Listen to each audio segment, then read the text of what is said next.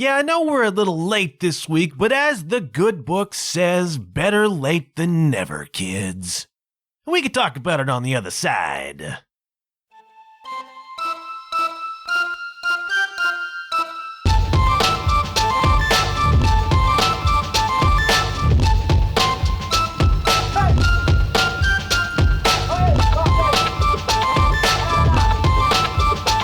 Hello, you're listening to the John Huff Podcast. Oh, yay. Someday maybe I'll release a whole episode of outtakes. I've got entire produced episodes that I've never released, you know. Oh yeah, they exist, but there is a certain level of quality control here. There is a certain standard that I need to meet as an artist in the podcasting world. And if I feel like what I've recorded doesn't meet the standard, I just don't release it, man. Either it doesn't meet the standard or there's stuff in there that I just don't feel comfortable releasing. Could be a lot of reasons, you know. Sometimes I'm not just in the right headspace. So I sat down yesterday, which would have been Monday, which is my traditional recording day. And I had an idea for a thing that wasn't perhaps fully formed. It wasn't quite a superficial history, but it was a story, you know. And it didn't work. Sometimes, man, it just doesn't work. I know I make this sound seamless and easy. It is not. So sometimes you sit down and I'm ad-libbing, man. I've always got notes, superficial histories. I've got like some detailed stuff. You should see the pages. There's arrows all over the place and it's pointing this and there's a star on that. And then I'll underline this so I don't forget it and then I forget it anyways. That's kind of the way it goes, you know? And so I sit down, but I ad-lib this, and I need a certain character to do it. This voice that I'm doing is not my real voice, kids. Every time my wife hears a snippet of an episode, she's like, who is that? Like, are you ever going to do one in your real voice?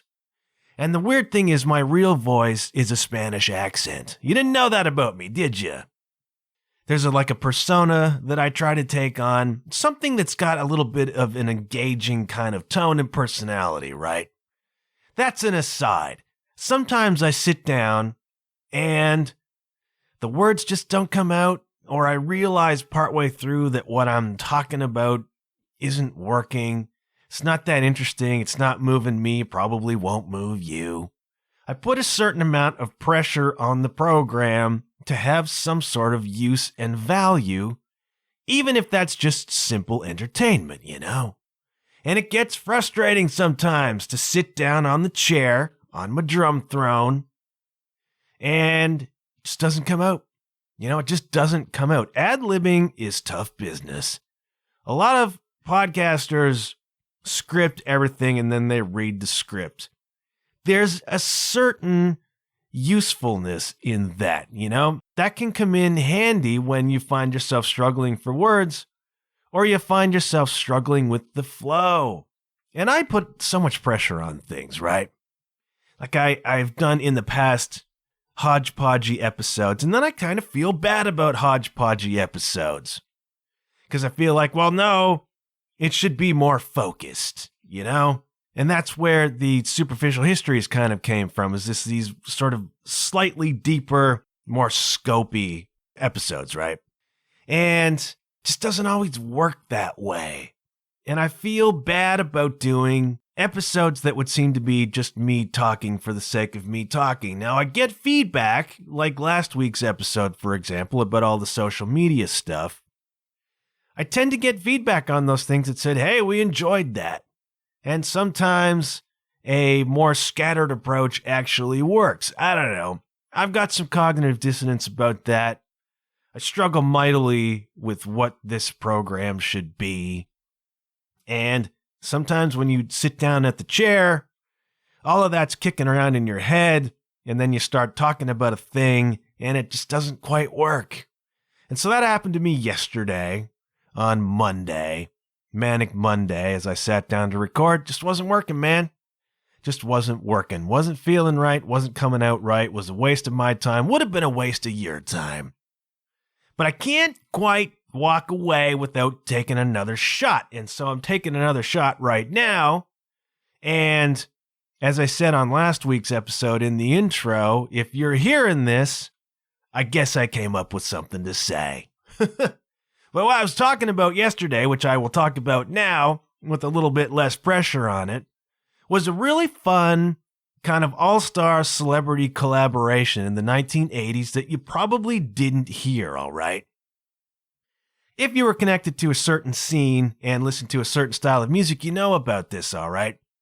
Well, we were putting up the Christmas tree the other day and sort of fending off the cat as we did so. I keep finding decorations in curious places. We got some really nice glass ones that we just can't put on the tree anymore, man, because the cat will bat those things away and break them. Cats will do that, kids. We're putting up the Christmas tree, and I put on the Christmas playlist, okay? Now, if you listened last year around Christmas time, you know how I feel about the Christmas music, all right? And I got caught again. Think back now. Go all the way back in your memories, kids, to a year ago. When I took issue with the line in that song, whatever it is, most wonderful time of the year, there'll be scary ghost stories. And I said, who the hell is telling ghost stories at Christmas, man? And I was feeling very smug and superior about that. Then I'm like, Dickens, man. What's the most famous Christmas story of all? Where the ghosts showed up and haunted Jesus, okay? Remember that one? Dickens. I got caught again because I'm walking through the grocery store. This always happens at the grocery store, man. And I heard that song, It's the Most Wonderful Time. And they said, there'll be scary ghost stories. And I had the immediate reaction again, right? It's like, nobody tells. And then it's like, yeah. Dummy. You've already been through this and you got caught again.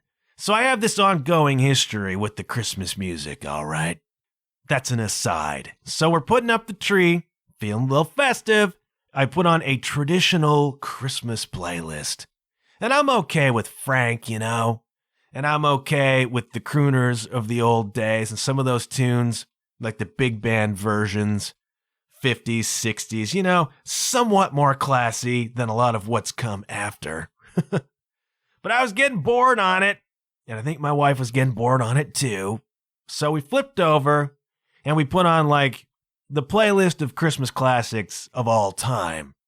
And you know as well as I do what's on that list. And you bet your butt, you bet your Yuletide butt, we skipped over Mariah. Can't do it, man, can't do it. But one of the tunes that came up was, of course, Do They Know It's Christmas Time? And that's Band-Aid, kids. Remember Band-Aid? Some of you might be a little bit young. Some of you might not remember the whole craze that happened mid-80s, 84, 85, 86, when the world's cause célèbre became the famine in Ethiopia, right? And that's a bad thing, man. Nobody likes a famine. Ask the Irish. And so Bob Geldof got the idea because he sort of attached to this problem of the famine in Ethiopia. People are dying, man. No joke. It's not okay in a world where we certainly have the capability, the capacity, the resources to feed freaking everyone. Why on earth are there whole civilizations of people in Africa starving to death? We're throwing away our McDonald's French fries. Those kids down there are starving to death. Bob Geldof didn't dig on it, and that's to his credit, okay? So he's like, we got to get money to relief efforts to help these people, right?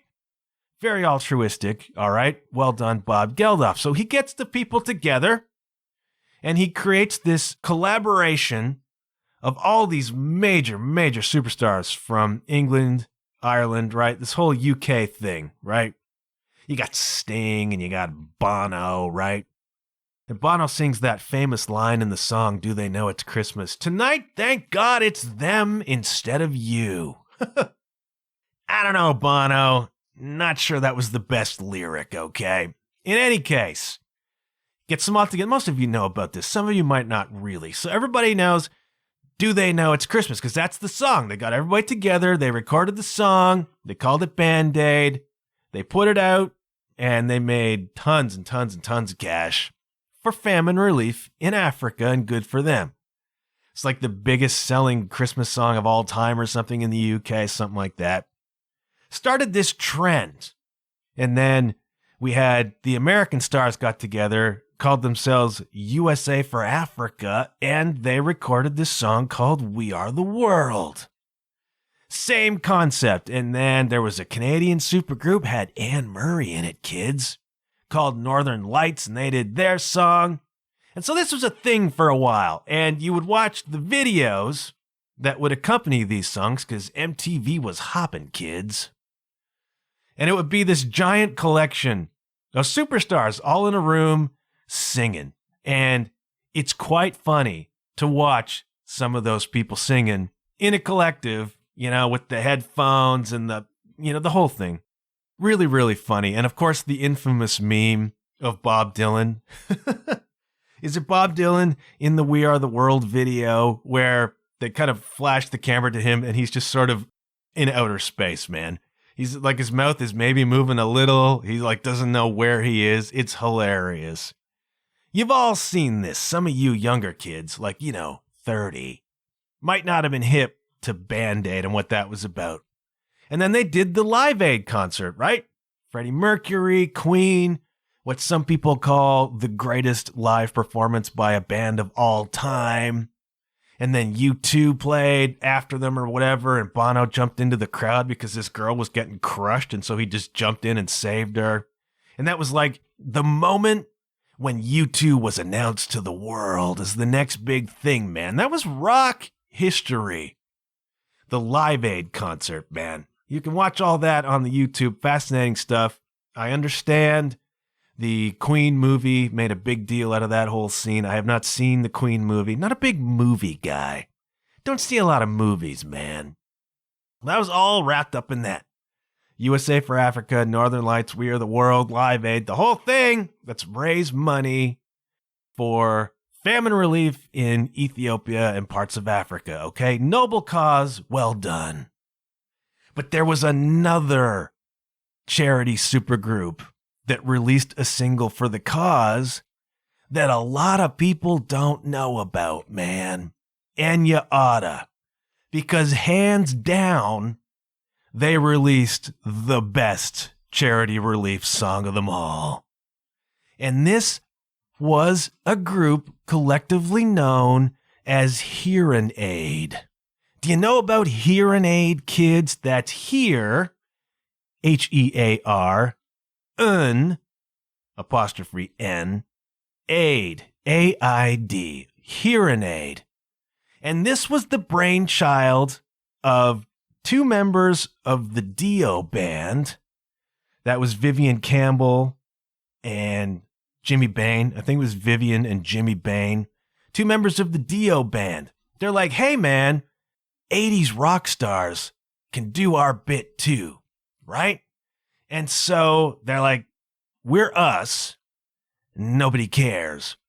But if our front man, Ronnie James Dio, gets involved in this, maybe this thing will have legs and we can do something like that too. So they present this idea to Ronnie James Dio, the pint-sized powerhouse voice of heavy metal, ex-Black Sabbath, that kind of thing, the Dio band, right? Ronnie James freaking Dio, man. So good that after his death, a hologram of him was selling out rooms. You know what I mean? Ronnie James Dio.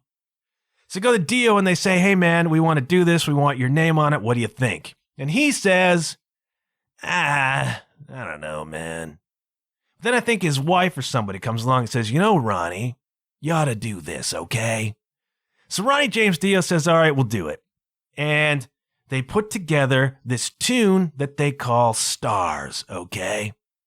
And what they want to do is they want to get together the biggest names in hard rock and heavy metal circa 1985, get them to sing and play this tune called Stars, and we will release it, and we will put all the proceeds to the famine relief effort, man. It is Band-Aid with hair and spandex. You know what I'm saying? And so they gather this, indeed, galaxy of stars. Apart from Jimmy Vane and Vivian Campbell and Ronnie James Dio, you got members of Motley Crue, Judas Priest, Iron Maiden, Quiet Riot, Blue Oyster Cult, Wasp, Night Ranger, Twisted Sister, Queensryche, and 2 members of Spinal Tap. That's right, David St. Hubbins and Derek Smalls. Right there in amongst them, you know what I mean? Terrific idea. So you got all these, like 40 of these guys. And they trucked them all to Hollywood, California. You know, right there on the Strip, man. The birthplace of the 80s glam movement. And we're going to get them together in the studio. We got this tune called Stars, okay? And it is a banging, rockin', hard rock, heavy metal, 80s charity tune. And it's good, man.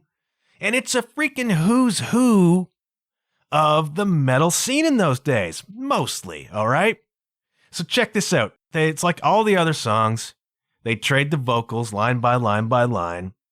And so you got this list of singers, all right? Ronnie James Dio, Rob Halford of Judas Priest, Kevin DuBrow of Quiet Riot, Eric Bloom of Blue Oyster Cult, Jeff Tate of Queensryche, Dave Meniketti of Y&T, Don Dokken, and Paul Shortino of Rough Cut. Not a lot of people know Rough Cut. I'm not super up on Rough Cut either, but that dude could sing, man. And so you got all these guys trading the vocal lines.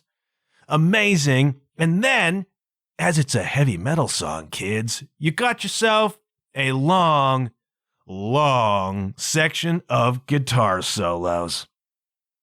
And so you've got Yngwie Malmsteen taking a few lines, hand over a few bars to George Lynch, Eddie Ojeda from Quiet Riot, Buck Dharma, Vivian Campbell, shredders, man. And so there's this long section of just people wailing on guitar, people wailing on the lead vocals, and they produce this wonderful tune called Stars. And not a lot of people have heard Stars by Hearing Aid, and they oughta, man. And even more, they oughta see the video, which is absolutely one of the great pieces of video that's ever been produced in music. That's right, I said it. I'm not saying it's good, but as a piece of compelling video to watch, very little beats the Stars video by Hearing Aid. Now, you've seen the Band-Aid ones and the USA for Africa ones, all these stars, and why do these people insist on being stars even in a group? You watch people just wailing in the Band-Aid or whatever. It's like doing the sort of rock and roll showman stuff in the studio. It's like, whatever. So you watch all these 40 megastars from, hard rock and heavy metal, all in a group together, and the camera will be panning. It'll be like Blackie Lawless from Wasp and Kevin DuBrow from Quiet Riot. It's like, somebody call the police, man. This is not a charity single. Bad stuff's gonna happen here. You know what I mean? And it's just hair. And these outfits and like sunglasses. It's mesmerizing to look at. And it's really freaking hilarious.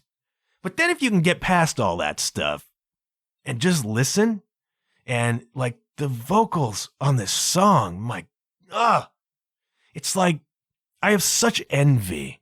I have such metal envy. I'm a reasonably good singer in a certain register, but I've talked about this before. How I wish I could sing like one of these guys, like Jeff Tate, Ronnie James Dio, Rob Halford. These guys are just wailing, man. Don Dokken, back when Don Dokken really still had it. This was peak Dokken, all right? Dokken was really great back in the day. Don Dokken's taking some flack these days because he's getting to be an old man, and he's still touring, kind of the Dokken thing. And like he's singing everything an octave lower than it's supposed. Like he's getting in trouble these days. Vince Neil's getting in trouble these days for the same kind of thing. Just not really having it vocally anymore. But if you go back and listen to Stars and you watch and listen to Don Dokken singing his lines, dynamite stuff, man. And Vince Neil's in the video as part of the gang vocal on the chorus. And it's just hilarious. Just looking at the whole thing is really, really funny, man. But if you get past that, some incredible performances. The vocals are amazing. The guitar stuff, if you can handle it. I'm not a huge lengthy guitar solo kind of person. At least lengthy shredding, you know what I mean? But it's wonderful. It's wonderful and it's hilarious to look at. Stars by Hearing Aid, way better. It's easily the best of the charity songs. Like, it doesn't sound like a charity song. Sounds like a freaking song, you know? Sounds like a hard rock tune. And it is that. And it's great. Not a lot of people know about Hearing Aid, and they should, man. Because it's really fun. It was for a good cause. And they put out a whole record. So the Stars song was kind of like the song on the record. And then they got all these other bands to contribute, mostly live performances, okay? So there's like some live Kiss. And how do you get Kiss involved? Wow.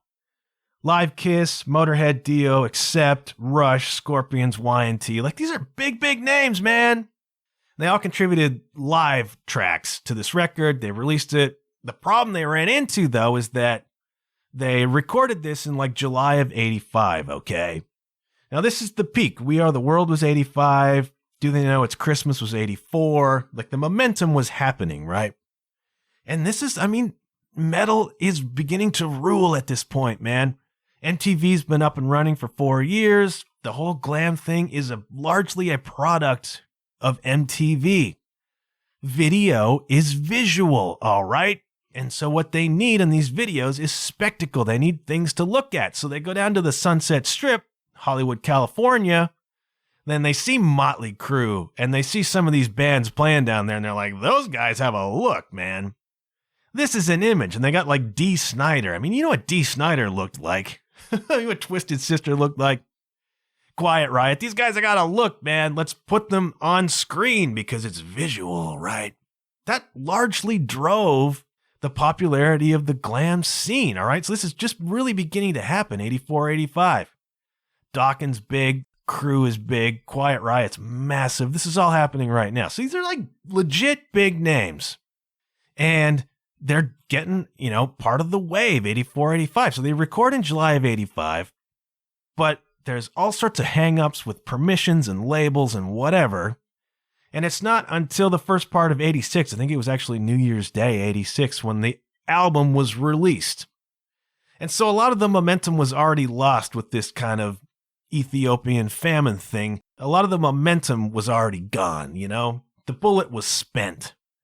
And so it kind of died a little bit. The video for Stars, I remember seeing on Much Music several times. Got some rotation on MTV, but fundamentally it didn't do what it might have done had it been released into the zeitgeist like the other stuff was.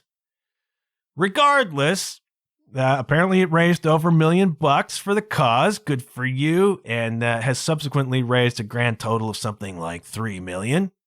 And this is interesting timing, man, because it was just around then when the metal was getting a bad rap. All of the censorship stuff was happening. They wanted to put warning labels on obscene material. The government, mostly Tipper Gore, deciding what's obscene and what isn't. I'll decide your moral compass, kids. Thank you very much. So Twisted Sister, for example, is obscene because look at that guy. And there's the wonderful moment where Dee Snider appears before U.S. Congress to defend free speech. And he shows up. Go on YouTube and watch Dee Snider before U.S. Congress, all right? You know, you've got all these buttoned down sort of politician types with their suits and whatever. Dee Snider rolls in as Dee Snider. Like the huge hair, you know, denim vest, sleeveless, and a pair of jeans. He's like, hey, I'm Dee Snider. And they think they've got in front of them a moron who it turns out is actually very insightful, and articulate, and proceeds to slay Congress about metal, lyrics, who decides what's moral and what isn't. Like, just blows people's hair back, man. Pretty sweet little underdog story, right? But this is all happening roughly around the same time. Metal is under the microscope, and I can remember being a kid-ish. 1986, I'm like gonna turn 13, whatever. I'm just beginning to get into this music, and I'm growing up in church, where I've talked about before, backward masking night, where we uncover the secret Satanism in AC/DC and Kiss and stuff like that. All the fear-mongering about this music and these people, and it's evil and it's from the devil. And they're picking that up in the mainstream too. Heavy metal is kind of under the gun, and it's about to be more under the gun. And along comes Ronnie James Dio and Hearing Aid with Stars, the charity song, man. Now, when you want to sort of get up on your high horse and claim the moral high ground here, just bear a couple of things in mind. And I have not seen this yet, but apparently there's a DVD behind-the-scenes documentary of this experience. I do intend to watch that because I think it'd be a lot of fun. But in my research about this topic, I uncovered a couple of quotes from people who were there, which tells me, I don't know how much they cared about, Africa and all that stuff, but man, they were having a good time. Here's a quote from Eddie Ojeda, all right, the guitarist from Quiet Riot. He says, "We all stayed at the same hotel in Hollyweird. We all went to the same places every night, which was a strip joint first, and then to the Rainbow." And I love it. Can you picture this? These 40 maniacs turning up at the strip club. Of course you can picture it. Turning up at the strip club and then, hitting the Rainbow for a show and some drinks, maybe a little blow. And then go down and record for the kids, man. You know what I mean? But there's other cool stuff. Like, there was a quote from Jeff Tate. Queensryche was just beginning to happen at that point in time. This is 85. Now, Queensryche really hit the radar with Operation Mindcrime, a brilliant concept album. If you've not listened to Queensryche's Operation Mindcrime, go and do it. Put it on your headphones and listen to it front to back, okay? That is a brilliant record. One of the great records of that era for sure. And it holds up, by the way. And then they hit mega mainstream success with the Empire record and the Silent Lucidity single, right? Jet City Woman, all that, right? That came a few years after this is happening. So Jeff Tate and Queensryche are just beginning to emerge on the scene. And so he's walking into this room to record his vocals on this track. And Blue Oyster Cult is sitting there. And Ted Nugent is there. Ted freaking Nugent, man. Vince Neil's sitting there, although Crew is a couple years ahead of Queensryche. They've become a thing already. It's like there's a lot of people in that room who are kind of legends, and Jeff Tate's just Jeff Tate at that point. Now, he's a legend now, but at the time, he was just emerging. And he's like, it's intimidating, man. I got to go throw up a line of vocals on this track. I got Rob Halford playing before me. I got Ronnie James freaking Dio sitting there. These are legends, man. And they're like, who's this guy? This guy with, at the time, a bizarre hairstyle. What's this guy got? Turns out he's got a lot, man. But Jeff Tate is like, it was intimidating being in that space, man. And Blackie Lawless said something similar. Blackie freaking Lawless, man. Blackie Lawless of Wasp is legend now. What a crazy voice that dude has. At the time, it's like, do I fit here? Do I belong here? Really interesting to think of people at that level as being intimidated by other people at that level. You know what I mean? Very, very cool. And sort of an interesting look back at the times and the people involved. The video is hilarious. I can just imagine all these cats boozed up and coked out going to sing for the famine relief. I will, if I can, I assume this is on Spotify someplace. I will put Stars on the John Huff Podcast, reference on the podcast playlist. You can go and hear it, but go to YouTube, probably put it on my website. Go to YouTube and listen and watch the video for Stars. It is quite a stunning thing to see. I think it was Dee Snider of Twisted Sister who hosted like a top 10 or top 20 metal moments of all time, kind of a special show somewhere. And I think Stars was number one. I think he listed this as the number one metal moment of all time. So if you have not heard or seen Stars by Hearing Aid, go and check that out, kids. That is my Christmas gift to you, all right? I got a couple other fun things to tell you. Last time I talked about the Jerry Cantrell record, and some good feedback about that. People went and listened, and they agree with me. It's a pretty great little record, so go listen to Jerry Cantrell's new solo record. Very, very cool, very Alison Chains, and that is never a bad thing.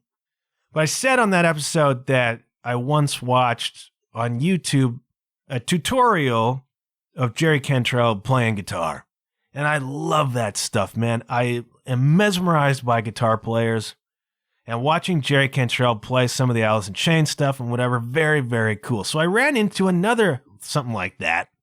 Just the other day, I was sifting through YouTube on my smart television, which is still a novelty to me, man. This is a relatively new thing for me, being able to just pull up YouTube in HD on my TV. And I ran across a series, something like that, I think put out by Gibson Guitars, called Riff Lords. Do you know about Riff Lords? And all it is just famous guitar players who presumably play Gibson or are connected in some way. And they're just sitting down, talking through some of the songs that they've played, written, how they work, talking through songwriting processes. And so I found this episode with the great Frankie Hannon, all right? Frankie Hannon of Tesla.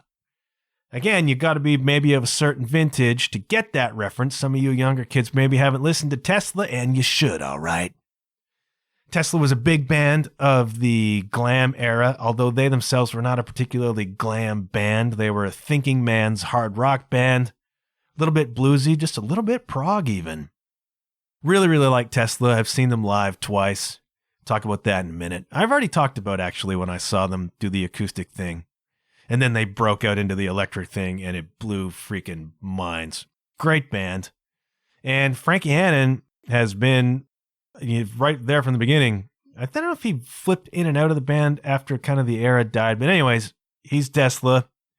He's in the band. He's been in the band for a long time. And he's a killer player, man. A lot of these guys in Tesla in particular don't get a whole lot of credit from outside the scene that maybe they should as being great players, you know? Like people think, yeah, Tesla was a really cool band. People think of Van Halen, they're like, oh man, Eddie Van Halen's guitar playing. Or they think about whatever. With Tesla, you don't point out the players so much, but maybe you should. Like the drummer Troy Luccketta is great. And the guitar players they've had come through there, Tommy Skeoch and Frankie Hannon, initially, the kind of two original Tesla players. Freaking dynamite, man. So here's this video of Frankie Hannon, you know, sitting in this studio, sitting on a stool with his electric guitar, just walking you through some of the more prominent Tesla riffs, man. And the dude is a killer player. The dude is a great teacher. And Tesla has some really freaking terrific songs, man.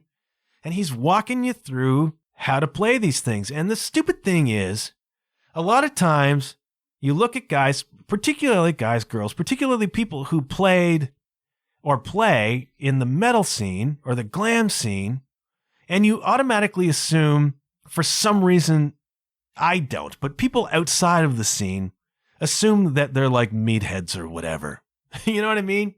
And so you sit down with Frankie Hannon, and he starts talking to you about chromatic scales, and he starts talking to you about guitar techniques, and he begins to talk to you about how to accomplish something. Great teacher, right?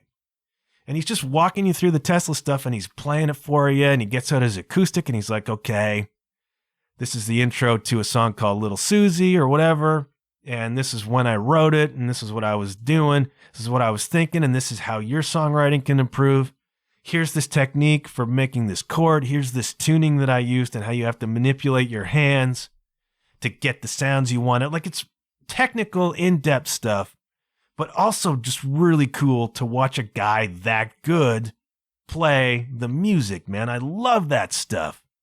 So if you're interested in that sort of thing, go and watch Riff Lords and find the Frankie Hannon episode. It's really, really fascinating. And if you're a guitar player, definitely go and do it. And if you're a guitar player who for some reason dismisses the glam scene and that whole 80s thing, give your freaking head a shake, because those cats were the real deal, man. Go watch Frankie. There's another one with Snake Sabo from Skid Row, which is also really fascinating. I know it's a little bit weird because he's playing a Kramer guitar and not a Gibson. So I don't know. There must be a connection somewhere along the way. But you got Snake Sabo, playing some of the stuff from the first Skid Row record, demonstrating it. And it's like, man, these cats are so freaking good. The ultimate is Satchel. The ultimate is Satchel from Steel Panther, right? Now, if you are looking for a hair metal meathead, you look no further than the character of Satchel, right? Satchel's real name is Russ Parrish, and Russ Parrish is not a heavy metal meathead. He is a brilliant and wonderful rock guitar player who has taught at Guitar Institute of Technology. Dude knows his stuff. And so you'll go watch one of these Satchel Teaches Steel Panther and it'll be all of the Steel Panther jokes, and he'll be in the full costume with the wig and the tights, right? And he'll be making all sorts of joke about how this song got him laid when he was 17 or whatever, doing all the Steel Panther stuff. And then he'll be like, okay, here's the solo from Glory Hole. And then he'll talk about the theory of it and all of the technical stuff, the chromatic scales, the whatever he's doing. It's just this scale, that scale, this scale. Here's the hammer-on technique. Okay, I'm doing this tapping here. All right, this is what you need to do with your hand. Then you get past Satchel, who is hilarious, into Russ Parrish, legit guitar master. And you realize, whoa. These cats know their stuff. They know what they're talking about, and they can play their freaking butts off, man. Frankie Hannon is like that. The Snake Sabo one was good. Then, it recommended to me a Tom Kiefer style. Same sort of thing. Tom Kiefer of Cinderella, who is just a blues man, dude. A terrific rock guitar player, a terrific slide player, a terrific guitar player all around. So there's just 5 minutes of Tom Kiefer just playing some of his favorite riffs. And this is the Gear Factor series. Go on to the YouTube, type in Gear Factor, and it'll pull up a whole bunch of guitar players that you know and love, playing some of their favorite stuff, and you just get to watch them play. There's a Ty Tabor one. Always got to give it a plug for Ty, because Ty is my favorite musician on the freaking planet, the guitar player from King's X. Mesmerizing player, effortless player. And so there's a whole series called, I forget who produced this, but it's guitar lessons basically with Ty Tabor, where he's just playing through King's X riffs. You don't have to be into King's X, but if you watch this series, you might get into King's X. Especially if you're a guitar player and you're looking for a cat who is just mesmerizing to watch.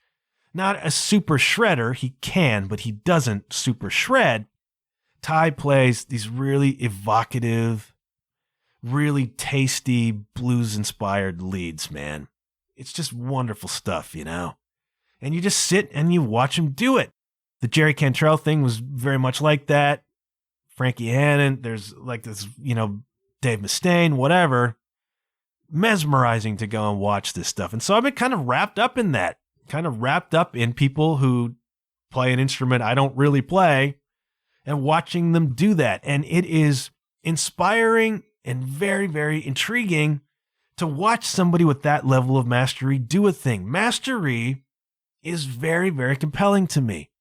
Last weekend, I went to a pizza joint. Last week, I went to a pizza joint and I saw mastery in action. I was Friday night, ordered and went to pick up, and they're a little bit behind schedule. This little pizza shop, absolutely bouncing, man. The tickets, the order tickets, there are 20 of them on top of the prep counter there. And there's people coming in, and there's a whole, drivers going out, a whole stack of pizzas waiting to be picked up. And so I had to wait a few minutes for my order to be ready. And in the waiting, I got to watch a woman make pizza who demonstrated mastery to me like few people I've ever seen.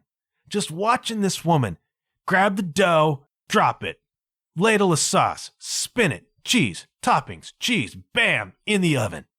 And I just watched her do this over and over and over and over. She could prepare an entire pizza perfectly in less than 30 seconds. It was freaking stunning, man. I just sat there watching this. It's like, this woman is amazing.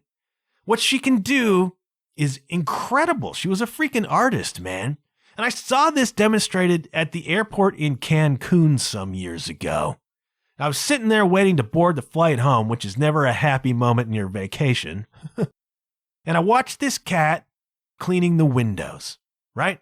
He had his spray bottle, whatever, and just this little squeegee. And the dude was an artist. It was mesmerizing watching the way he would just move the squeegee across the glass, up the side, whatever, not spill a drop, not leave a single streak, nothing.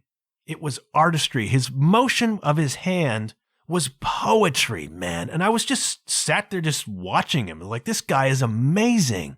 How many windows does it take to achieve that level of artistry in squeegeeing a window, or putting together a pizza, or playing guitar like these guys do? Mastery is inspiring, man. It's really incredible to watch. And you see it in places, if you're looking for it, that you might not expect. Next time you're out in the world, just take a look at people who do a thing exceptionally well and make it look effortless. And you're like, wow, that is, and it could be almost anything you can think of. Watch a guy finish concrete, watch whatever. It's really amazing to watch. And I see this mastery in all kinds of places. A pizza lady, a window washer guy, Frankie Hannon playing guitar. I find it really inspiring. I like watching people who do a thing very, very well do it. I also like listening to a person. I really enjoy, that's why I listen to a lot of podcasts. I watch a lot of lectures on the YouTube, because I like listening to an intelligent person speak articulately about something he or she knows about. I like listening to Jordan Peterson, I like watching people who are great speakers. I grew up in church, man. One of the legacies of church is that I had to listen to sermons every freaking Sunday, like 3 of them, I listened to a lot of people speak who were good at speaking. It's one of the reasons that I think I speak relatively well myself. And I think it's informed me as a writer, I have a sense of words and a sense of rhythm. Partly, I think, from listening to preachers, more or less against my will, for my whole life, as I was growing up. But I like listening to speakers, intelligent people being articulate about things they know about. Is very interesting to me. Also a form of mastery, man. So go out there in the world and look for mastery. And if you can't find it, go watch Ty Tabor and Frankie Hannon and Tom Kiefer and Snake Sabo and Jerry Cantrell demonstrating their guitar stuff on YouTube. Absolutely mesmerizing. And somehow out of all that, I guess we got an episode, man. And the lesson is, sometimes if it ain't working, you gotta step away, get your head right, get your vibe right, and come back into it, right? I've had to do that, and maybe we have something useful here. But before I go, once again, I gotta give you something to go and check out music-wise, okay? And this week, a little bit off the board by my standards, because I ain't a Led Zeppelin guy, but the new record by Robert Plant and Alison Krauss was released last week, I think. It's called Raise the Roof, and I mean, their first record that they did together, bit of an odd couple. I mean, Robert Plant is Robert Plant. Alison Krauss is like a bluegrass girl, but she's the real deal, man. Do not sleep on Alison Krauss. And they got together and did a record like in the late 2000s that wound up winning a Grammy and was this huge sensation. Everybody's been waiting years for them to do it again. They finally found the time, and they've done this record called Raise the Roof, and I'm recommending it, okay? This is all except one song. They are covers. somewhat obscure covers, and I like it. There's a vibe about it. I like records that are vibey. It reminded me a little bit of the new White Horse record. Like there are moments on it when it feels a little bit Celtic and a little bit dark. And it's not really a rock and roll record, okay? It's this mix. It's like folky, bluegrassy, but dark. I really dig it. Robert Plant, again, I'm not a Zeppelin guy, okay? I do not worship at the altar of John Bonham. As a drummer, that's a sacrilege, right? All drummers are supposed to worship John Bonham. I don't worship John Bonham. I acknowledge John Bonham's ability and influence, and he's amazing. He was. He's 1,000 times the drummer I will ever be. I'm not saying that. I'm just saying I never super duper got into Led Zeppelin and therefore wasn't super duper influenced by John Bonham, unless you wanted to say by osmosis, because I know that Jerry Gaskell from King's X is a big Bonham guy, and I've picked up some stuff from Jerry. So maybe it's like top-down influence. I don't know. I was never a big Bonham guy. Doesn't mean I don't think he's amazing. He was. I just never really dug Led Zeppelin. And here we have Robert Plant, and he sounds really good. Now, Plant, dude, is not a young cat anymore, right? And sounds really good on this record. He's not doing Led Zeppelin here. He's not doing screeching, wailing Robert Plant. He's doing a dude singing who's got a really nice voice. You know what I mean? Pretty understated. Alison Krauss, I just said, is the real deal. She has a wonderful voice. And the two of them together, a little bit surprisingly, actually sound really cool, all right? Now, I'm going to point to a couple of tunes for you. The first song on the record it's by a band called Calexico, and the tune is called Quattro, in parenthesis, World Drifts In. And this is just a spooky, moody, Celtic-sounding cover of this song.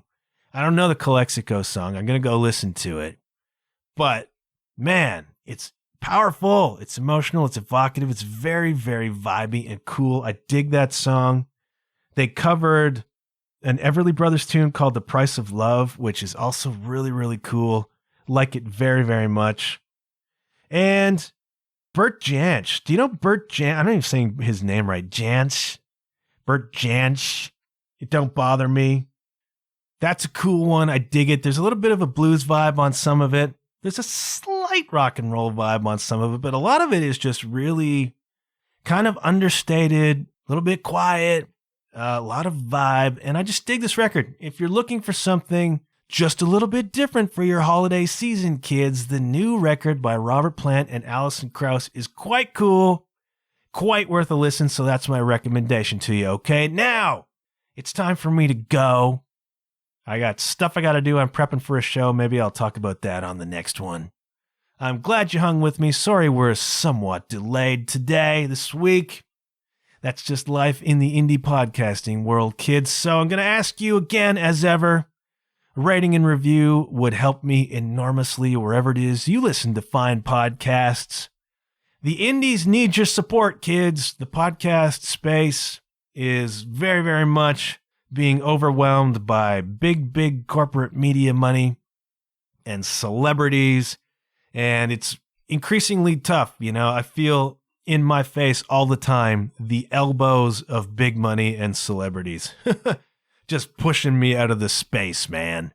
So if you can just throw me the little bone of a rating and review that helps me kind of stay or at least approach the radar.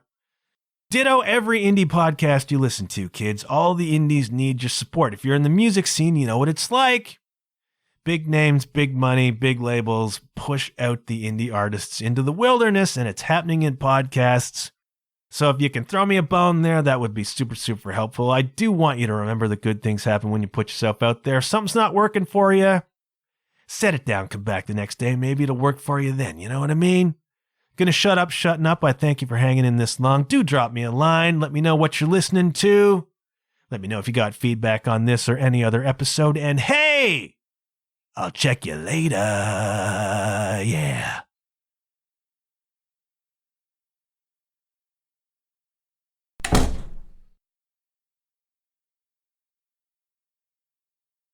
We're stars.